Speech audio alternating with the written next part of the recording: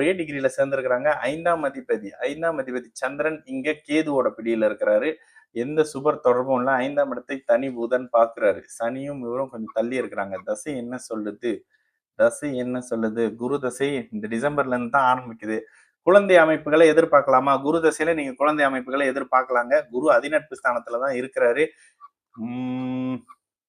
ஆமா, இந்த இடத்துல குரு அதிநட்பு ஸ்தானத்துல தான் இருக்கிறாரு. அந்த அமைப்புகள்ல குழந்தையை நீங்க எதிர்பார்க்கலாம். அஷ்டம சனியில என்ன நடக்கும் அப்படின்னாக்கா, அஷ்டம சனி அமைப்பு கொஞ்சம் உங்களுக்கு ஏதாவது ஹெல்த்னு ஏதாவது பாதிக்கப்படுற மாதிரி இருக்குங்க. ஏன்னா செவ்வாய் கிட்டத்தட்ட சனியோட அமைப்புகளோட சேர்ந்து ராகு அப்படி இப்படின்னு லக்னத்தோட செவ்வாய் சனியோட அமைப்பு தொடர்புல இருக்கு. அது பெரிய அமைப்புகள்ல இல்லதான்.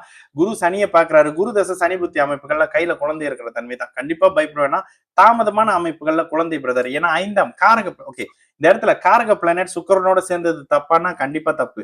அந்த ஆதிபத்தியம் 5ஆம் ஆதிபத்தியத்தை கொடுக்கக்கூடிய சந்திரன் இங்க கேதுவோட சேர்ந்திருக்கிறாரு. கிட்டத்தட்ட இது